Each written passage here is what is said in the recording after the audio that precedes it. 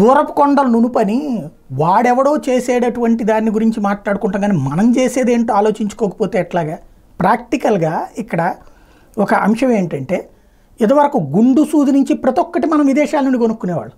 ఎందుకు కొనుక్కోవాలి అది అంటే, సైన్యానికి కావాల్సినవి మన దగ్గర లేవని.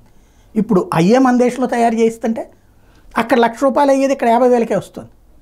మనం ఇజ్రాయెల్ వాళ్ళ దగ్గర షూస్ కొనుక్కునేవాళ్ళం, మన మిత్ర దేశమే. విశేషం ఏంటి తెలుసా?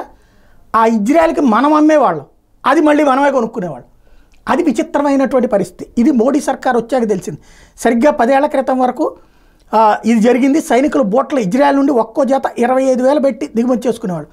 అది వాస్తవానికి భారత్లోని కాన్పూర్లో జత ₹1,600 ఇజ్రాయెల్ కంపెనీ కొని దాన్ని అక్కడి నుంచి మనకు అమ్మితే 25,000 కొనుక్కునేవాళ్ళు. ఆ విషయం అప్పట్లో పెద్ద ఎత్తున వైరల్ అయింది కూడా, పత్రికలు రాసిన ఇవన్నీ. ఆ తర్వాత ఇప్పుడు మోడీ ఆత్మనిర్భర్ భారత్లో భాగంగా మన ఆర్మీ షూసు దుస్తులు అన్నీ మనమే తయారు చేసుకునేటటువంటి ఏర్పాటు చేసుకొచ్చారు. ఇవే కాకుండా ఇప్పుడు రష్యా వాళ్ళకి షూస్ మనం అమ్ముతున్నాం అన్నమాట. బీహార్లోని హాజీపూర్ నుంచి ఈ కన్సైన్మెంట్ లేటెస్ట్గా ఇప్పుడు రష్యాకి బయలుదేరి వెళ్ళింది. తద్వారా అంటే ఇప్పుడు మనం తయారు చేసుకోవడమే కాకుండా వేరే వాళ్ళకి అమ్మేటటువంటి స్థాయిలో ఉన్నాం.